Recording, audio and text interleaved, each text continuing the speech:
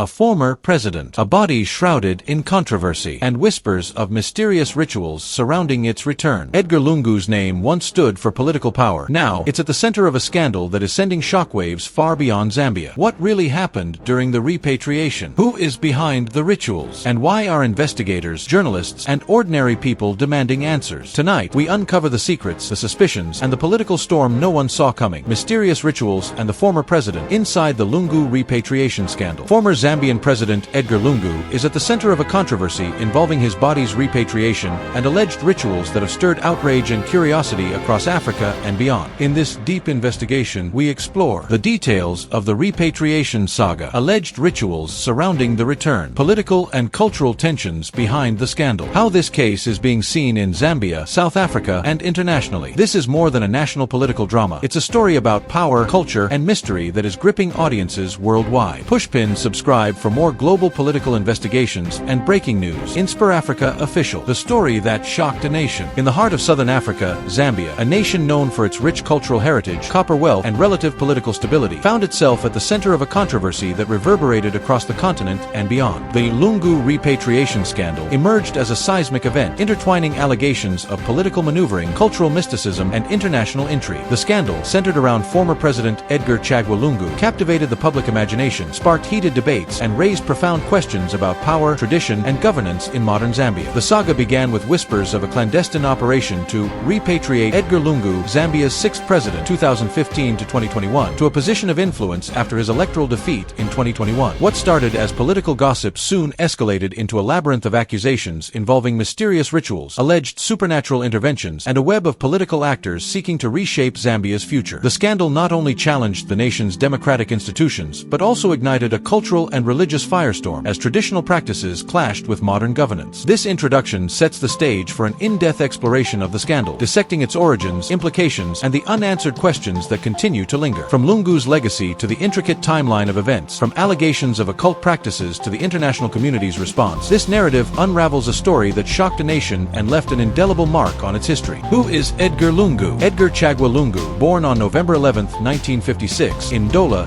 Zambia, rose from humble beginnings to become one of Zambia's most prominent political figures. A lawyer by training, Lungu's early career was marked by legal practice and a relatively low-profile entry into politics. Educated at the University of Zambia, where he earned a Bachelor of Laws degree, Lungu initially worked as a private attorney before joining the political fray in the early 2000s. Lungu's political ascent began under the Patriotic Front (PF), a party founded by Michael Sata, a charismatic and populist leader. Lungu held various ministerial positions, including Minister of Justice and Minister of Defense, before becoming Zambia's president in 2015 following Sata's death. His presidency was marked by economic challenges, including declining copper prices, rising debt, and accusations of authoritarianism. Despite these hurdles, Lungu cultivated a loyal base, particularly among urban and working-class Zambians, through his relatable demeanor and promises of development. Lungu's tenure was not without controversy. Critics accused him of undermining democratic institutions, restricting press freedom, and manipulating electoral processes. His narrow victory in the 2016 election against opposition leader Hakainde Hichilema sparked protests and allegations of vote rigging. By 2021, economic stagnation and public discontent led to Lungu's defeat at the hands of Hichilema, marking the end of his presidency and the PF's dominance. Post-presidency, Lungu retreated from the political spotlight, but remained a polarizing figure. Supporters viewed him as a victim of political witch hunts, while detractors saw his influence as a lingering threat to Zambia's democratic progress. The repatriation scandal thrust Lungu back into the public eye, raising questions about his intentions, his allies, and the mysterious forces allegedly at play. The Repatriation Timeline. The timeline of the Lungu repatriation scandal is a complex web of events, rumors, and revelations that unfolded over several months, captivating Zambia and drawing international attention. Below is a detailed chronology of the key moments, constructed to provide clarity on how the scandal emerged and evolved. January 2022, post-election tensions. Following his defeat in the August 2021 general elections, Edgar Lungu maintained a low profile, issuing occasional statements through PF loyalists. However, political tensions simmered as the new administration under President Hakainde Hichilema launched investigations into alleged corruption during Lungu's tenure. Rumors began circulating about Lungu's plans to stage a political comeback, fueled by cryptic social media posts from PF supporters hinting at a grand return. March 2022, whispers of repatriation. The term repatriation first surfaced in political circles, initially dismissed as hyperbole. Anonymous sources claimed that a group of PF stalwarts, business tycoons, and traditional leaders were orchestrating a campaign to restore Lungu's influence influence, possibly through a constitutional loophole or a shadow government. These claims were vague but gained traction when a leaked audio recording allegedly featured a prominent PF official discussing special measures to bring Lungu back. June 2022, the ritual allegations emerged. The scandal took a dramatic turn when a whistleblower, claiming to be a former aide to a traditional leader, alleged that Lungu's allies had consulted spiritualists and traditional healers to perform rituals aimed at ensuring his political resurgence. The whistleblower described secretive ceremonies involving sacred artifacts, animal sacrifices, and invocations of ancestral spirits. These claims, though unverified, ignited a media frenzy, with tabloids publishing sensational headlines about Lungu's occult pact. August 2022, public protests and arrests. As the allegations gained momentum, protests erupted in Lusaka and the Copperbelt, with PF supporters denouncing the Hichilema administration for allegedly fabricating the ritual claims to discredit Lungu. Counter-protests by United Party for National Development (UPND) supporters accused Lungu of destabilizing the country. Several PF officials were arrested on charges of inciting violence, further escalating tensions. October 2022, international scrutiny. The scandal drew the attention of international media and human rights organizations, who questioned the Zambian government's handling of the situation. Reports surfaced that Lungu had traveled to a neighboring country, allegedly to meet with foreign financiers and political strategists. Speculation about external involvement in the repatriation plot intensified, with some pointing fingers at regional powers with vested interests in Zambia's copper industry. January 2023, government inquiry launched. Under pressure to address the growing unrest, the Hichilema administration announced a special inquiry into the repatriation allegations. The inquiry aimed to investigate both the political and cultural dimensions of the scandal, including the alleged rituals. However, critics accused the government of using the inquiry to suppress opposition voices, while PF supporters claimed it was a cover-up to obscure the truth. March 2023, Lungu's public statement. Breaking his silence, Lungu issued a televised address denying any involvement in rituals or repatriation plots. He accused the government of orchestrating a smear campaign to divert attention from economic challenges. The statement did little to quell speculation, as supporters and detractors alike dissected his words for hidden meanings. June 2023, ongoing investigations. By mid-2023, the inquiry had yet to produce conclusive findings, leaving the nation divided. The scandal continued to dominate headlines, with new allegations emerging about the involvement of foreign spiritualists and the potential misuse of state resources to monitor Lungu's activities. This timeline illustrates the rapid escalation of a political controversy into a national crisis, blending elements of governance, culture, and mysticism. Each development added layers of complexity, making the scandal a touchstone for broader debates about Zambia's identity and future. Allegations of mysterious rituals. The most sensational aspect of the Lungu repatriation scandal was the allegation that Lungu's allies had engaged in mysterious rituals to secure his political comeback. These claims, rooted in Zambia's rich cultural and spiritual traditions, sparked intense debate about the intersection of tradition and modern politics. Nature of the allegations. The whistleblower's account described a series of rituals allegedly performed in rural areas of eastern and northern provinces, regions known for their strong PF support. According to the claims, traditional healers and spiritualists were hired to conduct ceremonies involving sacred sites, offerings of livestock, and invocations of ancestral spirits. The rituals were purportedly designed to cleanse Lungu of political setbacks and grant him supernatural favor for a return to power. Some reports even suggested the use of rare artifacts, such as beads and charms, believed to hold mystical significance. Cultural context. Zambia is a nation where traditional beliefs coexist alongside Christianity, which is the dominant religion. Practices such as consulting traditional healers, known as inganga, are common in rural communities, particularly for matters of health, prosperity, or protection. While such practices are culturally significant, their invocation in a political context raised eyebrows, as they were seen as an attempt to manipulate spiritual forces for secular gain. Public reaction. The allegations polarized Zambian society. For some, the idea of rituals was plausible, given the historical role of traditional practices in African politics. Others dismissed the claims as fabrications designed to demonize Lungu and his supporters. Social media platforms, particularly X, became battlegrounds for competing narratives, with hashtags like #LunguRituals and #WitchHunt trending for weeks. Evidence and skepticism. Skeptics pointed to the lack of concrete evidence, noting that the whistleblower's identity remained unverified and that no physical proof of the rituals had been produced. However, grainy photographs of alleged ceremonial sites circulated online, fueling speculation. The government's inquiry promised to investigate these claims, but progress was slow, leading to accusations of either incompetence or deliberate obfuscation. Implications for Lungu. For Lungu, the ritual allegations were a double-edged sword. On one hand, they reinforced his image as a figure of mystique and resilience among supporters who believed in the power of traditional practices. On the other, they damaged his credibility among urban and educated Zambians, who viewed viewed the allegations as evidence of desperation or backwardness. The ritual allegations underscored the complex interplay between tradition and modernity in Zambia, raising questions about the role of cultural practices in a democratic society. They also highlighted the challenges of addressing unverified claims in an era of rampant misinformation. Political fallout in Zambia. The Lungu Repatriation scandal had profound implications for Zambia's political landscape, exacerbating existing divisions and reshaping the dynamics between the ruling UPND and the opposition PF,